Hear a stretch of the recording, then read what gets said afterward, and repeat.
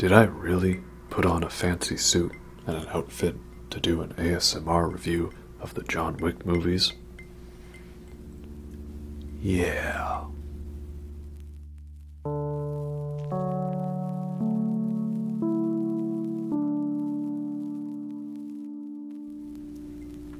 Hello everyone, and welcome to the ASMR review show. For this video, we're going to be talking about all of the movies in the John Wick franchise, because John Wick Chapter 4 has just come out, and it was amazing. I loved it a lot, and I'll try not to talk too many spoilers on it because, it's a new movie.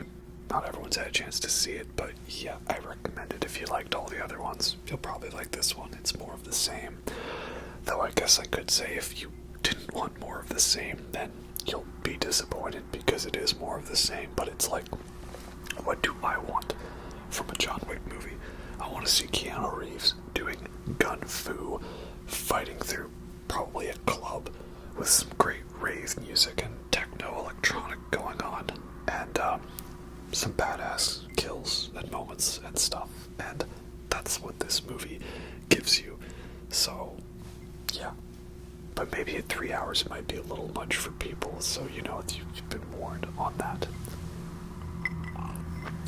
Of course, we got some good old bourbon. I'm pretty sure bourbon is John Wick's drink of choice in the first one, so cheers. Yeah, it's funny with John Wick because, so we're going to talk about all the movies here, but my history is very interesting with John Wick. We'll get into that. But yeah, my quick thoughts on John Wick 4. It's awesome. It's a masterpiece. You want great action scenes, the movie gives you great action scenes. It's so over the top, but it never feels like it's a good balance of like being kind of self-aware and parody, but not being too cheesy, still being a badass movie. I didn't mind that the movie was 3 hours long. I felt it was well done in that way. I mean, they just keep pushing the action sequences bigger and longerer, so you get lots of that here. There's some very long set pieces, and that's the charm of it. It's like old school kung fu Hong Kong action movies where there's just big moment that just keeps going. That's what they were aiming for with this, and I'm okay with that. So it was great. It's kind of hard to say more about it without being spoilers on it. So yeah, that's how I felt about it. It was a fun time. These movies are all fun times. That's why I like them. I want fun times. Movie gives you fun times. Therefore, movie is good. This might be my favorite out of them. We'll see over time, but so far that's how I'm feeling. I think it's the best one yet. But my history with John Wick. So actually a friend of mine had advanced screening tickets to an early screening of John Wick. And at the time, the way he pitched it to me, and I wasn't actually interested in it, because it just sounded like, oh, they killed his dog, they took his car, now he's out for revenge. And while that is true, I feel like there's a little more nuance to it than that, And at the time, Keanu Reeves had kind of been in a lot of meh movies, very by the numbers one, so I thought, oh, it's just another silly one. And I was like half asleep during the screening as well, so I didn't really care for it. I didn't really pay attention. I was just like, whatever, it's a free screening of a movie, that's fine. And I just sort of paid no mind to it. I know, very hypocritical, but I'm not afraid to change my mind. Because then the movie got wide released, and it got very good reviews. People were really loving it. People were really digging it. So I thought, oh, maybe that's something worth revisiting. Maybe I should go take a look at that again. And I never did. And then they came out with the sequel, and I thought, maybe I should go back to that first movie and watch this second one. And I never did. And then the third one came out, and I thought, maybe I should go back to this first movie. And then didn't do the second one, but then I never did. The third one still. It's just weird with the movie release. So yeah, now the fourth one's out, and I thought, alright, that's it. It's happening. I'm binging all these movies. I'm getting into this franchise so I can go see the fourth one in theaters. And I did. And I loved them all. And here we are. Yeah, they are all great action movies with great stunt work and cinematography and fight scenes. And I love the soundtrack too, by Tyler Bates and Joel J. Richard, I believe. Tyler Bates. I couldn't remember where I'd seen his name before, and it's because he's done the score for like Guardians of the Galaxy and collaborated with Chelsea Wolfe, my queen, on the soundtrack for the movie X. So, you know, I've seen him actually before, I just never knew who this guy was.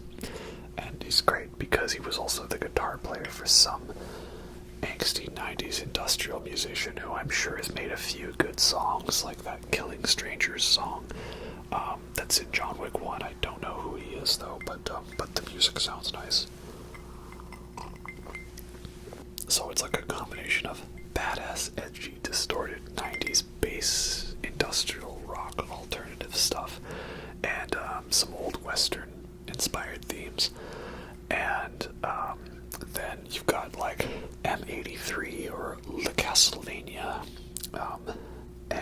Yeah, so there's usually scenes where he fights through clubs or raves or parties, and there's a banger track going on, and that is a good thing. It's probably why most people said they didn't like the third one as much, and it's probably because the third one doesn't have a scene where he fights through a club or a rave or a dance party, if I recall correctly. And that is a bit of a negative, but it's okay because there's like 2 or 3 club scenes where we fight through in John Wick 4, so I guess it makes up for that. The count is still on point. That is typically my measure of how much I enjoy a movie and how much I enjoy the score. You know, do I listen to the soundtrack outside of watching the film? And in this case, yes, I do, because there's some great songs, and the fourth movie has added many great songs to this repertoire. I will definitely be listening to this soundtrack. That is a very good thing. So to start off, we'll talk about the first John Wick movie, John Wick. You know, it's good. It's a fun action revenge movie that's pretty self-contained, which is good. But I like how they were able to build a more elaborate world out of this movie. To me, it's interesting because the story and the plot, it's like something I would have seen in like a very, you know, late 90s, 2000s movie, like Underworld or something like that.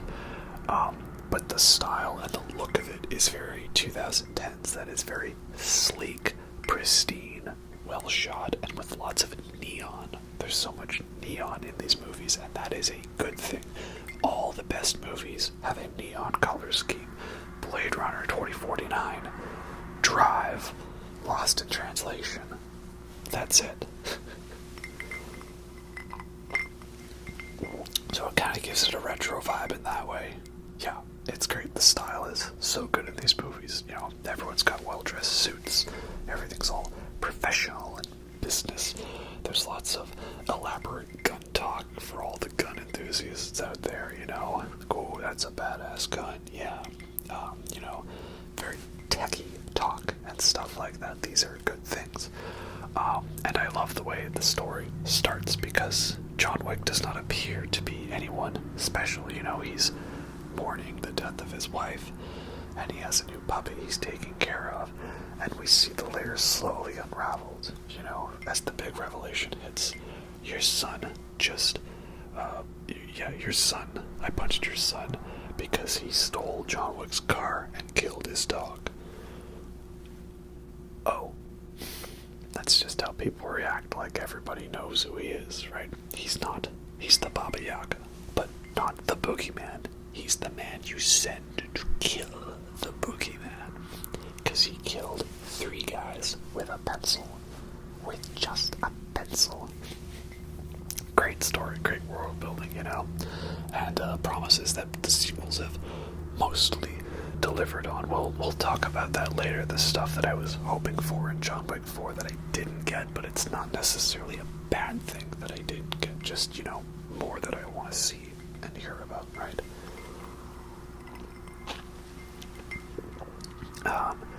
And yeah, it's a well-shot movie. It's well done. I feel like it's definitely the most low-key out of the movies now, because I'm pretty sure the budget got significantly upped for all of the sequels.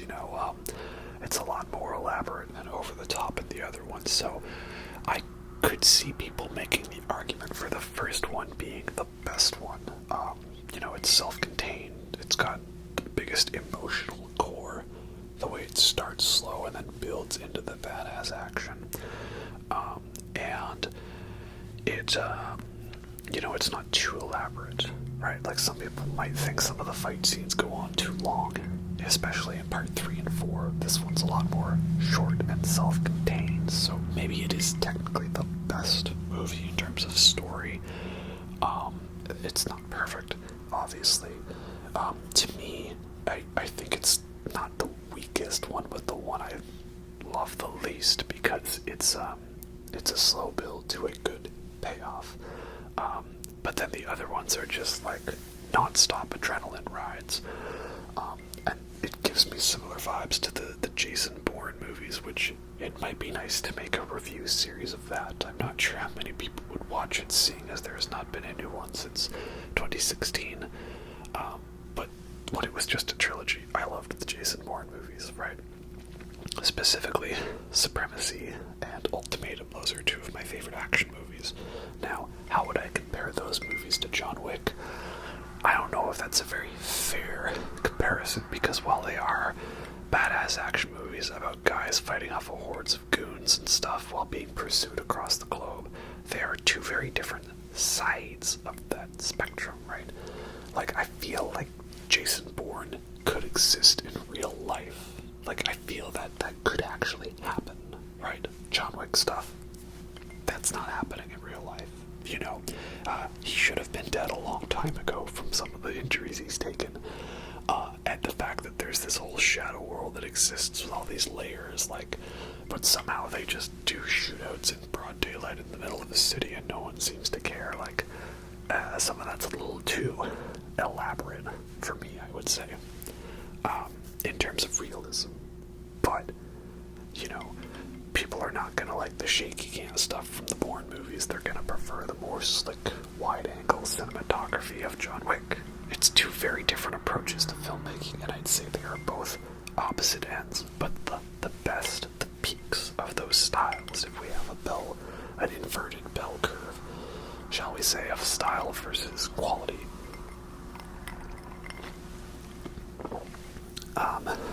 So yeah, it's tough to compare those, right? But yeah, it's great. It's awesome. I love it. Willem Dafoe's in the first one. That's definitely a bonus. We love Willem Dafoe. He's always great. And he dies in the movie. Willem Dafoe dies in a lot of his movies. I think he gets overlooked like Sean Bean. Sean Bean dies in everything. Nobody talks about how Willem Dafoe dies in most of the things he's in, right? But yeah, it was a fun one. I'm glad I rewatched it.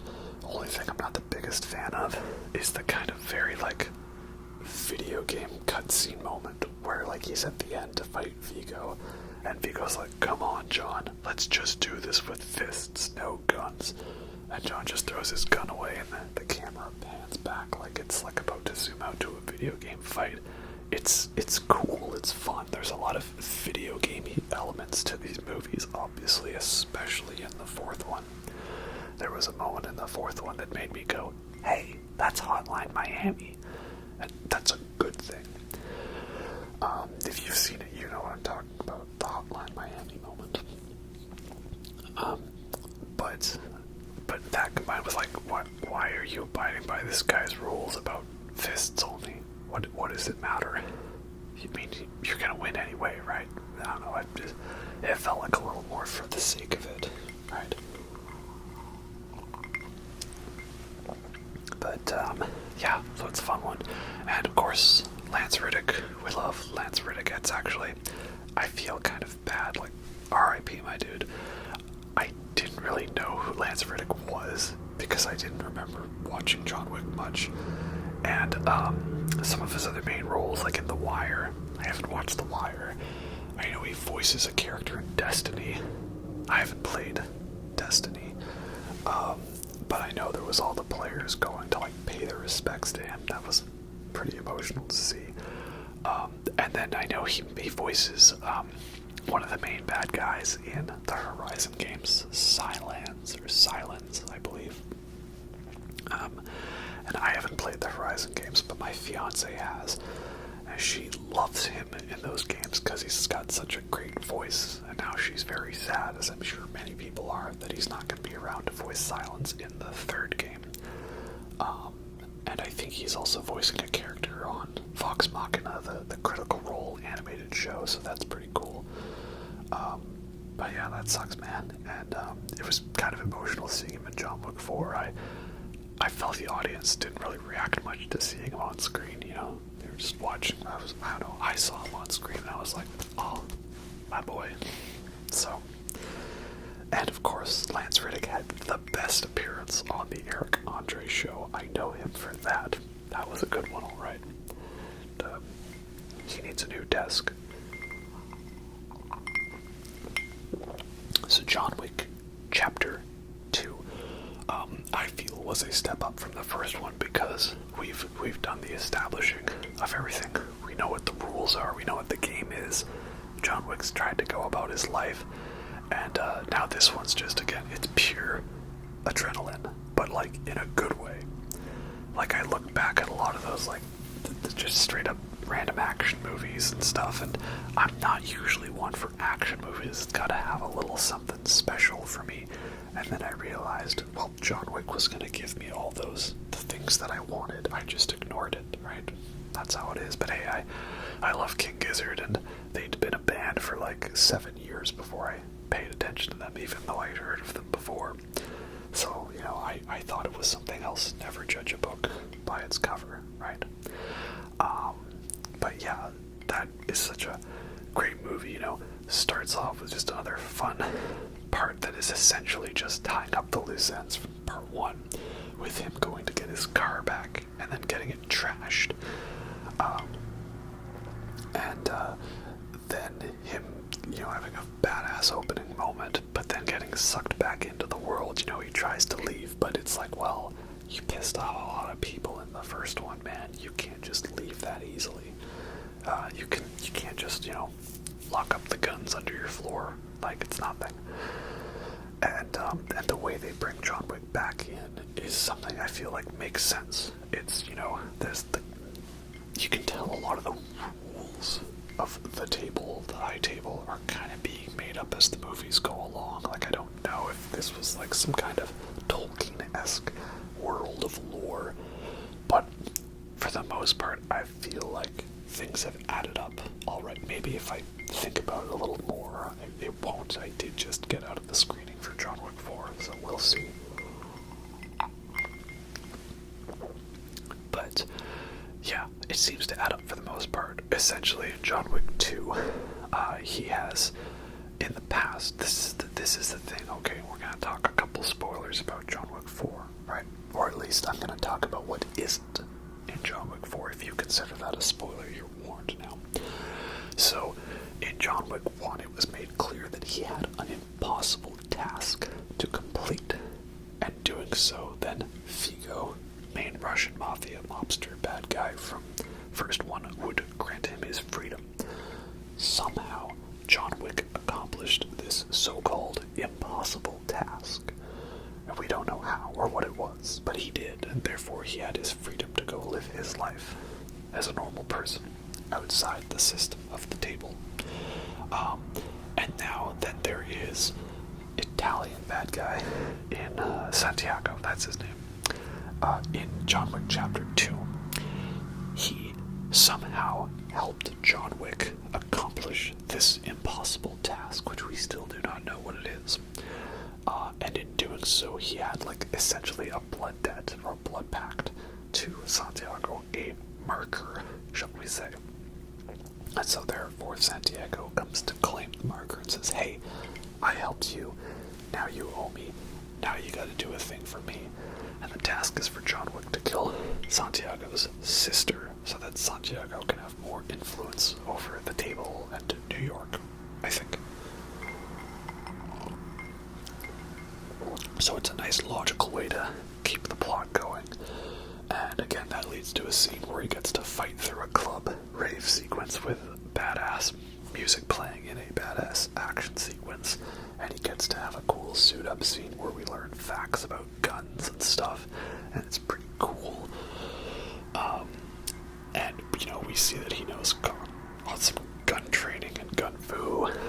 And then there's a Vivaldi drop. He gets to have a fight through an art museum with like a electronic version of Summer, third movement by Vivaldi, which is great. We love Summer by Vivaldi, even if it is used to absolutely destroy our heartstrings at the end of Portrait of a Lady on Fire, if you know what I mean.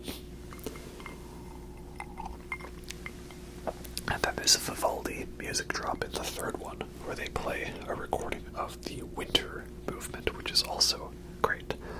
I don't know if there was Vivaldi in parts 1 or 4. I think they could have fit Spring in there. It's usually like generic wedding music, I believe, right? Yeah. So, part 2 is great. It's awesome. But this leads into my thing that hasn't happened yet as of John Wick 4. I was wondering, are we ever going to learn what his impossible task was? At this point, I'm feeling like we aren't. It's just going to be a thing for us to never know. I was wondering if that would be a big reveal in this one. It is not. Nor is, I was hoping for more Jimmy, the friendly police officer who's kind of just like, hey John, you working? Yeah. How's business? It's good. That's my best attempt at a Keanu voice. Yeah. Guns. Lots of guns. AI, you mean like artificial intelligence, right? I mean, I am Canadian, so I'm kind of halfway there doing the Keanu voice, right?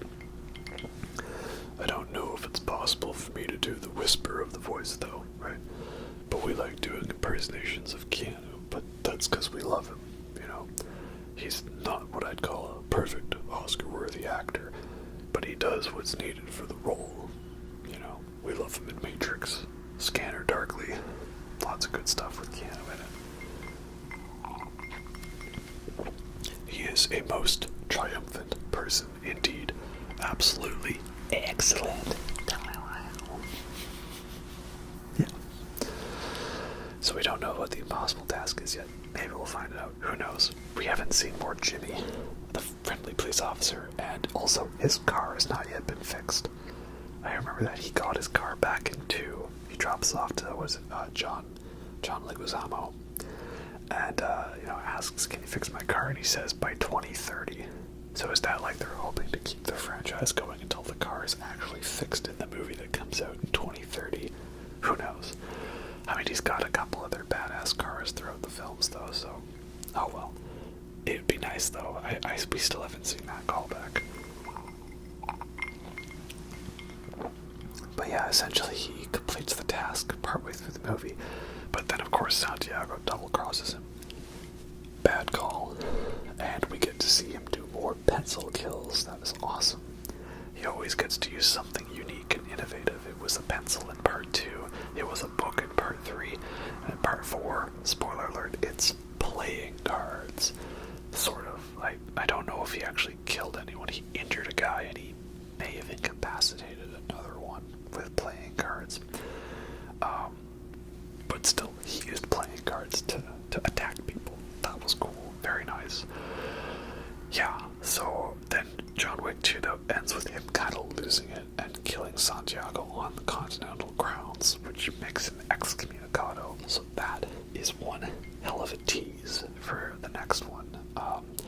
That's the thing, is I feel like every John Wick movie's had a pretty conclusive ending where you could do more, but we don't know. But John Wick 2 in particular has a cliffhanger ending. He's an enemy of the table, and they're all going to be after him in less than an hour. In terms of sequels that end on a badass cliffhanger that is not necessarily one-upped, that is definitely one of them, right? I would also think like the Reaper tease at the end of Mass Effect 2, right? Definitely one of the most satisfying endings to a game. unlike Mass Effect 3. And I'm not necessarily the best example because the subsequent movie is the best, but I think the ending to Two Towers is such a great ending, you know, it really gets you hyped for Return of the King. I remember every time I would watch Two Towers before Return of the King had come out, I would be sad that the movie was over. And the music kind of even reflects this. It's a very melancholic ending. Be like, sorry guys, that's all we have for you today. We'll see you next year. But we'll save the Lord of the Rings talk for another video, you know. So yeah, John Wick Chapter 2, great movie, and like that mirror fight scene, and he fights Ruby Rose, and Ruby Rose gets to be a badass, and she's another one of my loves, you know, because I crush on like every celebrity there is. And I mean, Keanu, he's got like the full Jesus look going on, the beard and the long hair, and he's well dressed, and he listens to good music, and he likes puppies, he likes dogs. That is a good thing. So, and I don't think he's done any collateral damage. From my knowledge, he's done a pretty good job of not causing collateral damage, which is more than you can say for a lot of other action movies or superhero movies out there, that he's so committed to that, so that is good too. He's a pro. And then we get to John Wick Chapter 3, subtitle Parabellum, which is of course from the Latin phrase, you know, if you want peace, you know, the best way for peace is to prepare for war, right? Prepare for war, para bellum. I think it's interesting that this movie is the only one where it actually has a subtitle for the chapter. You know, they randomly introduced it for 3, and then they didn't keep going that way for John Wick Chapter 4. I'm not really sure what I would have subtitled this one, though. If I had done it myself, who knows? But yeah, John Wick Chapter 3 is interesting because this was the one going into it when I was talking to people about, like, yeah, I'm gonna watch all these movies, get ready for the 4th one. Generally, people seem to like 1 and 2, but they kind of dissed a little on the 3rd one. They were like, oh yeah, the first 2 were good, but I didn't really care much for the 3rd one. Or, 3rd one was kind of lame, I didn't like it. And so I was kind of wondering, well, what was it about the 3rd one? And so I watched it, and I don't get it. I really liked it a lot. If I was just looking at the original 3 John Wick movies, I think the 2nd one is my favorite, but the 3rd one has a lot of good stuff going for it that gives it a run for its money. I mean, first of all, we've got Halle Berry being a badass with 2 dogs that are also good boys and evil puppies whom we love. You know, just the Casablanca scene alone is great. And then Lance Reddick gets to use a shotgun to, you know, explode people's heads. That's a good thing. And then John Wick gets to fight the guys from The Raid, which I guess I should also watch The Raid now if I want great action movies. He gets to fight the guys from The Raid, totally one-upping Star Wars The Force Awakens to be like, this is how you use the guys from The Raid if you're gonna get them for your movie. You don't just have them to be like, tell at the Concha Club, and then, you know, get eaten by tentacle monsters. He gets to fight the guys from The Raid, and a total fanboy in a big glass place on top of a Continental for like 20 minutes. It's pretty crazy. These are all good things. And he gets to go into the middle of the desert, recreate the desert scene from Uncharted 3, and then he joins whatever the League of Assassins is from Assassin's Creed. I haven't really played them that much, but I know people were making jokes like, oh, he's Altair now, or he's Ezio, or whatever one of the main protagonists from the Assassin's Creed games are, you know. He gets to reenact scenes from Lawrence of Arabia. Fun fact, I think the scene at the start of John Wick 4, where he's in the desert, is legit a shooting location from Lawrence of Arabia. So that is good, too. And yeah, so I did not hate on John Wick Chapter 3. Again, maybe it's a case of people were being tired, you know, too much of the same, right? I mean, for me, if I go to see a John Wick movie, I know what I want. I want the same thing, right? This is what I want. And John Wick Wick 3 delivered on that. The only thing it did not deliver on is there is no badass fight through a nightclub scene set to great electronic, techno, dubsteppy music. I don't think it has a scene like that in it, but it does have Vivaldi. So that is a positive thing. Vivaldi is always good to have.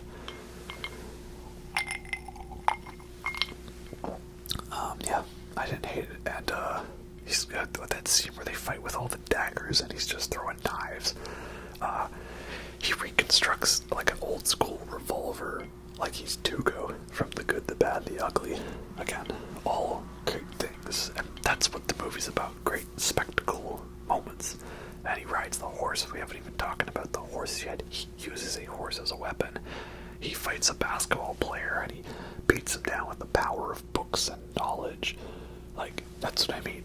Yes, the first one is a more well-constructed build-up of a revenge action movie, but now we're talking about movies that have set-piece moments, and there are so many great set-piece moments in the third one that it's like every sequence is great. And I love how we keep pushing John Wick to his breaking point, you know. At this point, he's outside of the continental rules. He's excommunicado. Literally, everyone is trying to hunt him down because there's a, $14 million bounty on his head at this point. Yeah, it's great. So I think this is, if we were talking about the original 3, I think I liked it better than 1, but not as much as 2, right? But it's great. It's great. It's awesome. It's fun. And I love the note that it ends on, you know. He has to cut off his ring finger. And that's a great scene because, again, the whole idea is that, yeah, maybe you'll get out eventually, but you can never put the ring back on that finger because it doesn't exist anymore. And the fact that they were willing to do that, thus giving the VFX team the nightmare logic of having to CGI erase his ring finger in every scene. Bravo to the dedication for that, you know. I mean, maybe they don't do it in all the fight scenes, you know, but it's like I'm not watching for it, right? I just go along with the ride, normally. So that is good. 2 good things. And that's the one thing I guess I could say. I thought in John Wick 4 he was going to go back for the ring. He does, but it's not there anymore. But he kills the head table guy, the elder, and they're just like, I'm gonna replace him with another one, you know. That's the idea. There's always someone next in the chain of command, right? It's like politicians. You get rid of one bad one, and you think, yeah, we got rid of him. But, like that saying from that great 60s, 70s rock band goes, meet the new boss, same as the old boss. Yeah. So, again, I've had fun with all 3 of those movies, and I wanted the 4th one to deliver on the awesomeness, and it did. So now we come to John Wick Chapter 4, the most epicest of epic movies that there ever was to epic, and it is pretty epic indeed. Again, I feel like Chad, how do you say his name? Stahelski. Chad Stahelski. Keanu's stunt double from the Matrix movies, right? He's great. You know, he knows what to do. He's such a great guy in terms of directing. And so glad that he's really made it in the business, you know, stuntmen, knowing how to direct, do great action. I'm not like an anti-CG person. I know some people try to pass that around like, oh, you know, it's real effects, no CG. But again, CG is not the problem. It's bad CG. That's the problem. Or like poorly implemented CG, you know. And even then, it's not necessarily about the visual effects, right? Like, I remember when Force Awakens was coming out again. We're knocking on that movie a bit again, even though I do like it. All of the advertising, you know, and the interviews, they weren't talking about the plot or the story or anything. They were just saying, by the way, guys, this is a movie with real effects and real explosions and real ships. You know, it's real, and therefore that makes it good. And it was in response to people critiquing the bad CG in the Star Wars prequels. But again, this bad CG in the prequels, that was not the only problem with that movie, you know. Movies can have bad effects and still be great. movies can have effects that looked good at the time, that look dated now, and still be great. You know, there's some very bad effects in certain shots of Terminator 2. Does that make Terminator 2 a bad movie? Absolutely not. I rewatched some of the Lord of the Rings movies again while I rewatched all of them, you know, because it's me. And, yeah, there's some effects that do not hold up well in Lord of the Rings. Does that make Lord of the Rings a bad movie? No. No, it does not. But that's what I mean, is maybe it's not too much CG, but wherever it's done in a good way in the John Wick movies. It looks good, right? It services the style. And man, these are such good looking, well shot movies. I really hope that the fourth one at least gets like a nomination for a tech award, right? I'm not asking John Wick to be nominated for Best Picture. Okay, but like give it a nod for like a tech award, like sound or cinematography. It's probably gonna get overlooked, but it deserves it, man. So much great shots and lighting in this movie, and also moments where they didn't really care if the lighting looked realistic.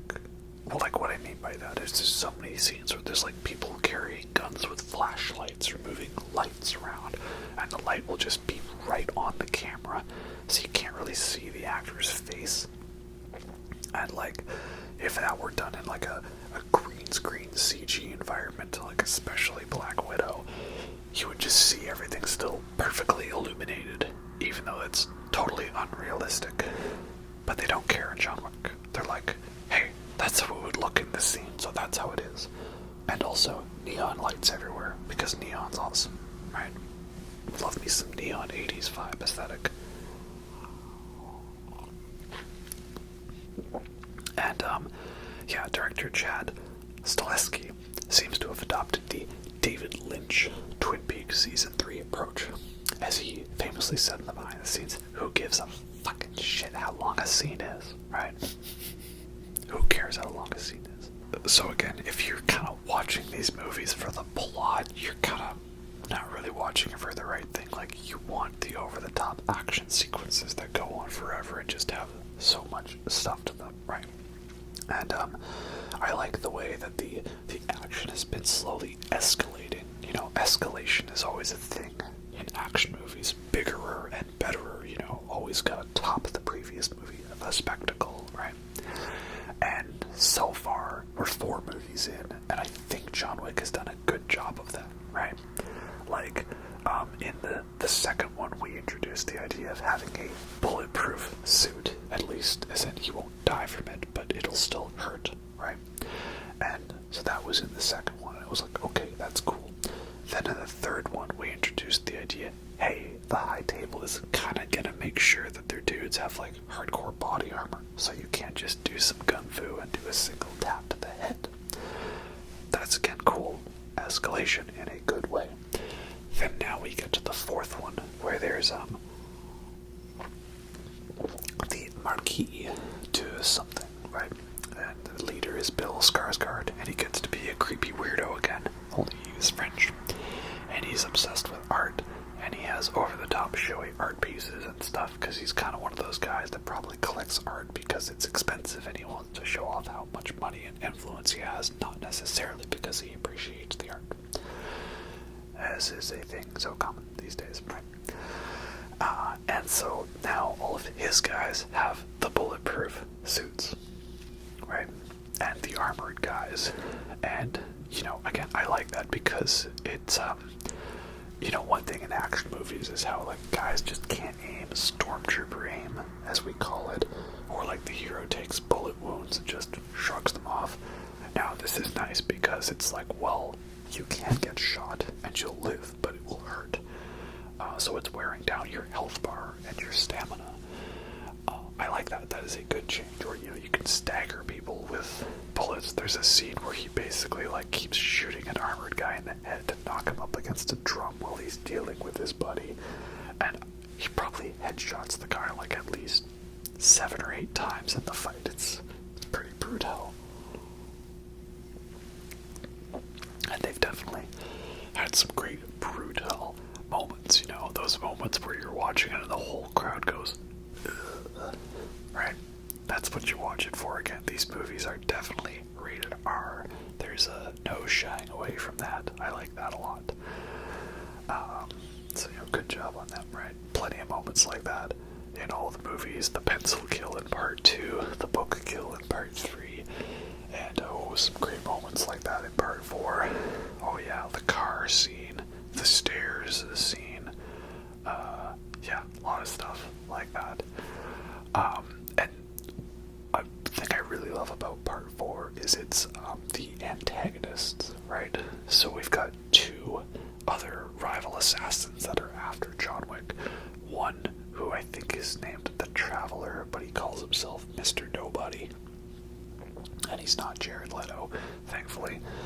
And then Donnie Yen's character, Kane, right? You see, his name, he is blind and uses a cane. Therefore, we call him Kane. Pretty on the nose, right? Again, kind of silly, but still serious, right? And he's played by Donnie Yen, and he also is blind, which makes me think, like, is Donnie Yen actually blind, or does he just have a thing of being typecast as a badass blind guy, like how he was in Rogue One, right? I'm one with the force with me, I'm one with the force with me, I'm one with the force with me, I'm one with the force with me, I'm one with the force with me. He's great in Rogue One. We love Rogue One. Great movie. Very underrated. What I like about their relation is that you see in the first one, it was just John Wick was going up against a big bad guy and wanted to kill him because he was bad. Fair enough. In the second one, the big bad guy had a relation to John Wick, but John Wick does not like the bad guy, so we wanted to see him kill the bad guy. In John Wick Part 3, the main antagonists, the guys from the raid, they're all kind of like his fan club. Like, they're punching him and beating him down, but they're also like, hey, big fan, by the way. Big fan. It's kind of a funny dynamic, but it is a little silly, And then I also thought in part 3, like, okay, so he's kicked out of the Continental, so the Continental doesn't give him protection, but also the guys who are part of the Continental can't kill him on Continental grounds, because that counts as business, so he is safe at the Continental. Or maybe it was just Lance Reddick literally popping out of nowhere to be a badass. I don't know. Not sure if that really adds up. So in the fourth one now, both of these antagonists, the assassins, I actually really liked them and their story, and I didn't necessarily want to see John Wick have to kill them. That was a very good dynamic, especially Kane, his character, right? He's very layered and nuanced. And it's like, well, I like him, he's cool. But I also like John Wick, obviously, he's cool. I don't want to see them have to kill each other. I want to see them both win. But it seems like there's no outcome where they could both win and be happy. That was a good dynamic. And there's a lot of slower scenes in the movie. But again, all of them I feel are important. It's probably the ones that people will glance over as the bathroom break scenes, but like the bit where he's in the church paying respects to his wife and he's having a conversation with Donnie and Kane. That's a great scene. It's establishing, like, yeah, I don't really want to see these guys fighting, right? And they call each other brothers.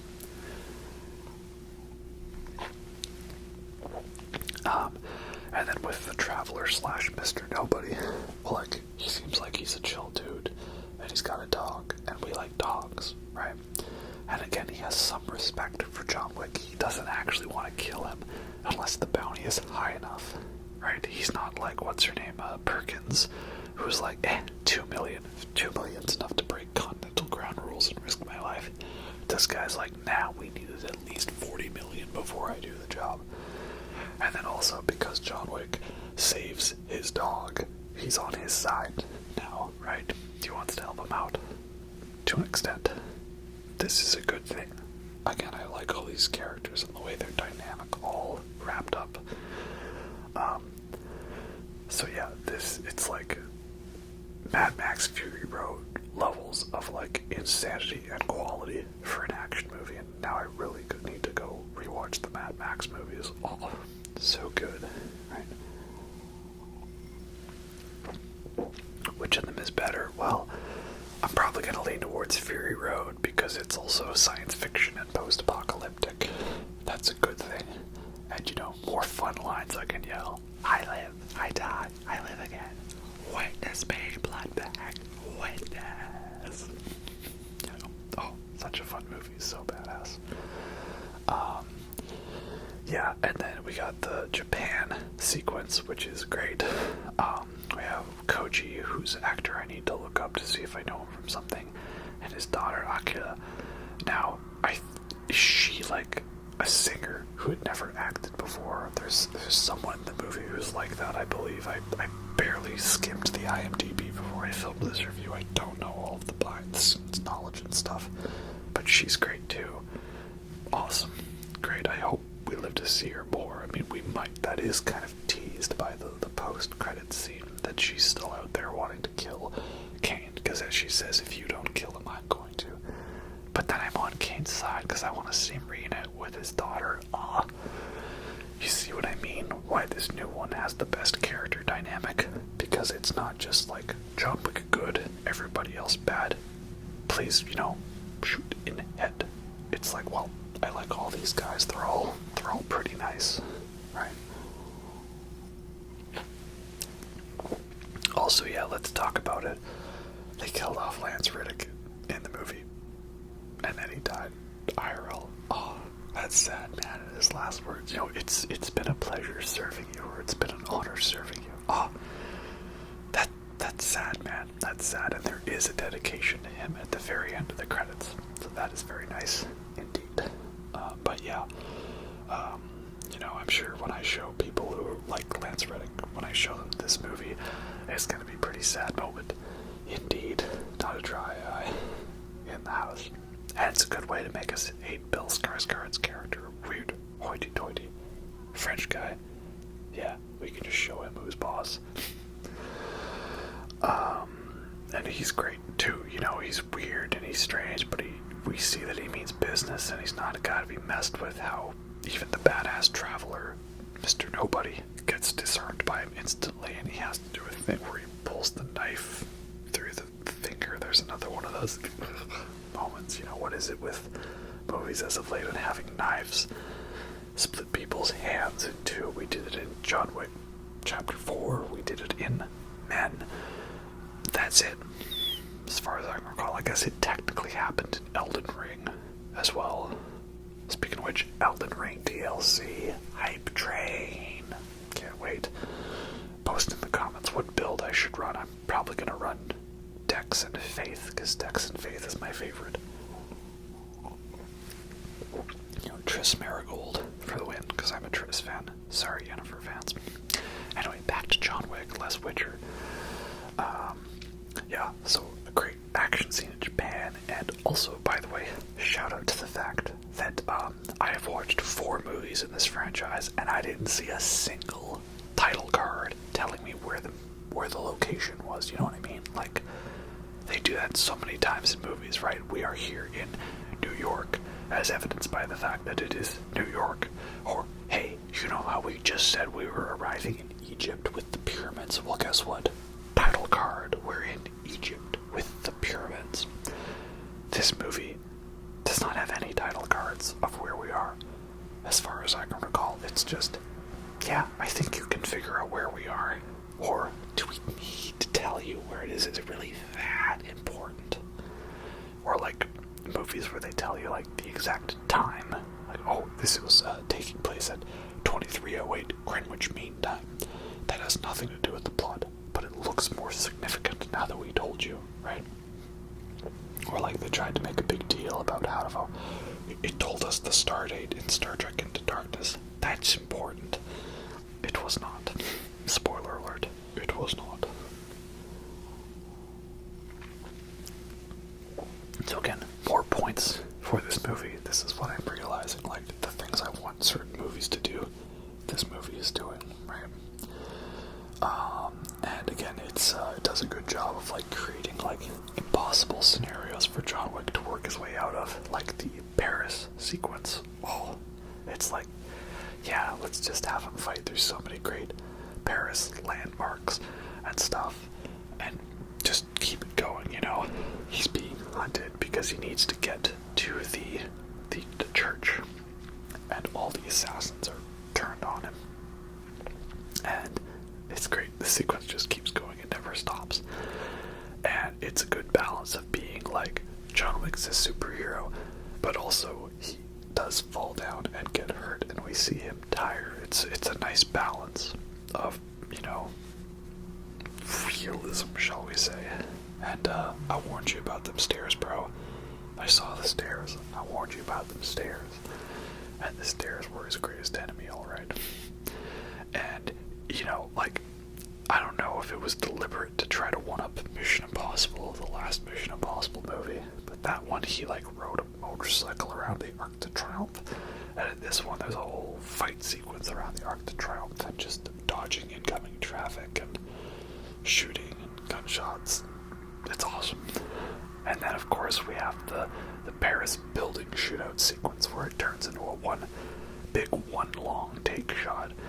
And it's a great long take. Again, I always talk about how long takes should be motivated and good and serve a purpose.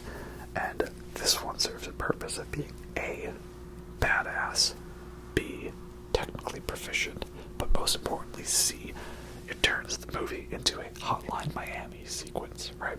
Top-down view, going through rooms and shooting and guns and dodging. The movie's already very video gamey. You know, let's be real. Some moments I kind of felt like, okay, when does the cutscene end so I can pick up the controller? And that just solidified it, the Hotline Miami sequence, as I'm gonna call it, right? And you look at that, and that is not, like, maybe that sequence was multiple cuts that were disguised, but it's not done in like a show-offy way. You know, again, we talk about the whip pan effect, where if you just have the camera and quickly whip it to the side, you can easily disguise a cut, right? Or like some of those very obvious, like, CG stitched cuts where, like, the character movement's kind of off. It's none of that. So it either is legit a great one take, or it was properly disguised cuts, like Children of Men, of course, being the best example of that. So yeah, awesome sequence. The only question I had during that sequence, I was like, is there, okay, he's part of a family again, right? Because he went to the Russians that were hiding out in Germany. Russians, German, I don't know. And he did the task for them. And he's part of the family again. If he's part of the family and is under the rules of the High Table and can challenge him, is he still excommunicado? Like, could he still go to a Continental and have Continental protections? But then also, if the bounty was so high on him, is he gonna risk that? Right? Like, we already see someone tried to kill him on Continental grounds for a mere 2 million, let alone 35, 40 million. Maybe. But that did have me wondering during that sequence, would he be safe on Continental grounds? But then again, also, if the Continental grounds were further away from the church, he had to get to the church somehow. So, you know, then maybe the church would consider Continental grounds. I don't know. You see what I mean? It's like, is it a plot hole? Is it a logic flaw? Can I point it out? Am I still enjoying the movie? Does it really matter that much? Ultimately, no. And Clancy Brown is here too, and Clancy Brown gets to do his awesome Clancy Brown voice. You know, we love Clancy Brown. He's great. He's awesome. Dude's looking like Orson Welles these days. That's a very, very fresh look for him. Alright, very good. Also, gotta shout out Nymphadora Tonks, Natalie Tena as a main Russian lady, right? I don't know her name. I forget. It's funny. So I remember watching the movies about magic from that one person who we don't like anymore. You know, Harry Potter. I remember watching those and I always had a crush on Tonks. Maybe because she had purple hair, so of course that was like, you know, an e-girl look before e-girl thing was a thing. But I always had a crush on her.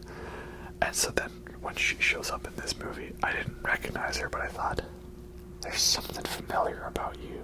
Like, I feel like I've had a crush on you in another movie.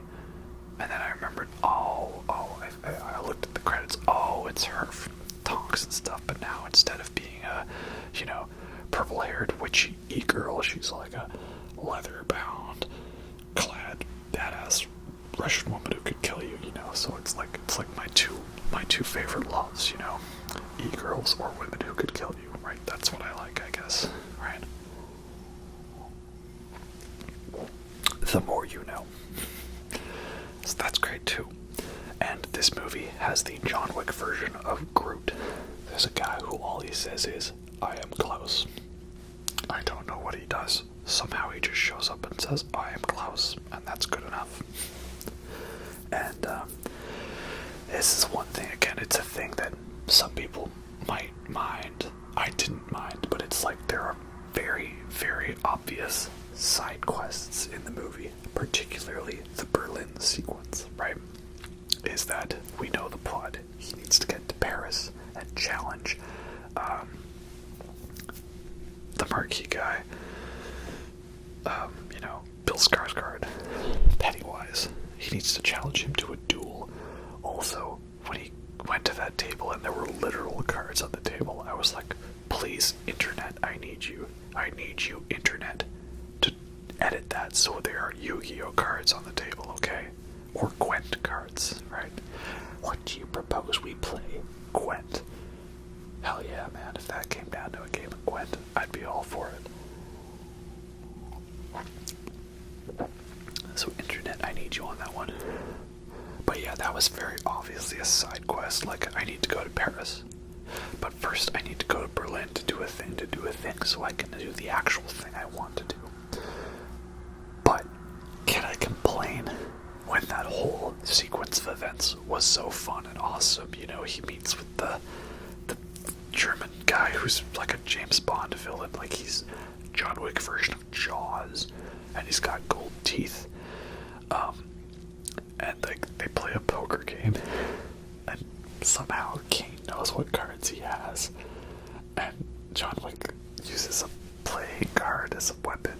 And there's another awesome rave club battle sequence in this movie, and there's great music, and there's water, and there's good lighting and stuff, and he has a brutal kill against the guy. Again, if it's such obvious of a side quest, but it was good, can I complain? It's like Dead Man's Chest, the second Pirates of the Caribbean movie, right? The whole bit where they have to go to the island to rescue Jack Sparrow, and it's the weird island with the weird population and stuff, and they're trapped in weird wooden stick balls, and they've got to fall out of them and stuff, and he gets chased around a lot. It's a very obvious side quest, but the whole sequence is so cool and so fun. Can I really complain?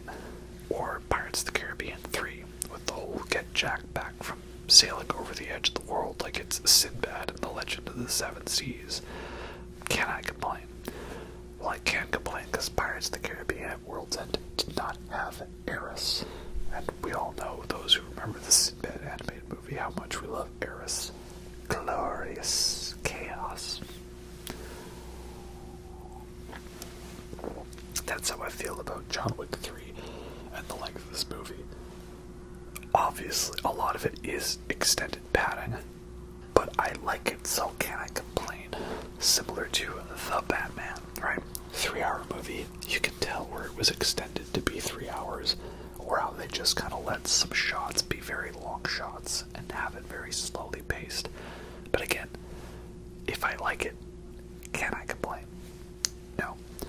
And so yeah, any things bad I have to say about John Wick 4, John Wick Chapter 4, are the trill little shrieks of a mouse on the back of a roaring lion of positivity.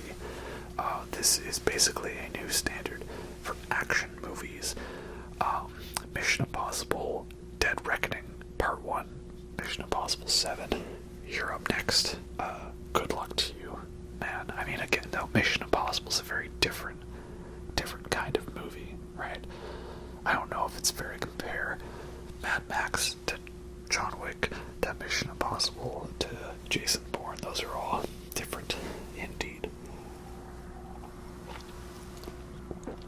But yeah, so again, the only real complaints I have about John Wick 4 are minor little nitpicks, and the fact that some of the things I wanted to see, like him getting the ring back, or finding out more about the impossible task, it's all stuff where I'm like, well, I guess I'm not heartbroken that I didn't see it, you know. I'm looking forward to watching this one again, and yeah, it's all a great time, man. And now I understand, though, why people were disappointed in Matrix Resurrections. I didn't hate that movie. I think it was okay. But do I like it? That's a tough question. I'll have to answer that a different day. But I remember people were complaining, like, man, Keanu Reeves can do cool, awesome fight scenes. Why does he just stand holding his hands out to block bullets? Well, to be fair, he didn't actually use any guns in the other Matrix sequels. He was just doing kung fu and bullet time. But then again, he didn't even do much kung fu action stuff in Matrix Resurrections, but it was going for a different vibe, so I don't know, man. Oh well. That's how it is. Maybe I'll be even more disappointed in that movie when I go back to it, right?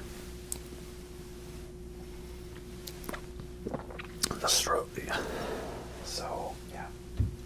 That's the John Wick movies. If I had to rank them again, currently the fourth one's my favorite, and then the second one, and then the third one, and then the first one. But, you know, like, objectively, right? Because objectivity, maybe the first one's the best for being a different kind of movie, you know? I don't know, make of that what you will. So, yeah, hopefully you guys enjoyed John Wick Chapter 4 as much as I did. But again, I totally get it.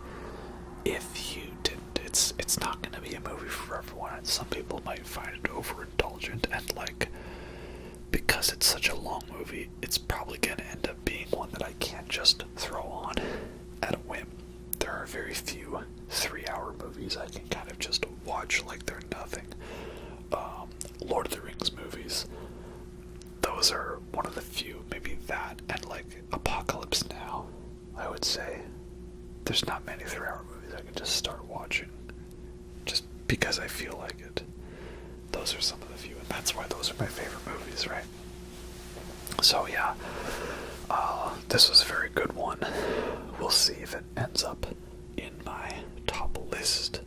I gave it a 5 out of 5 on Letterboxd. Again, I am on Letterboxd now. You can check out and see the films I've logged there, and I'll make some film lists and stuff for people to follow. But yeah, I did take a break from making videos because I had a music project I worked on my music channel, The Synthetic Overlords. So hopefully the few of you that were interested went and checked that out and liked it. I'm gonna try to get back to posting at least once every week.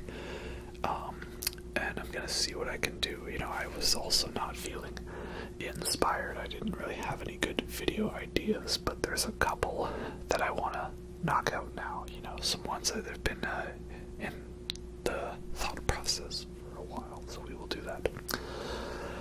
So yeah, that's my review on John Wick. Looking very fresh indeed, and be seeing you. До свидания.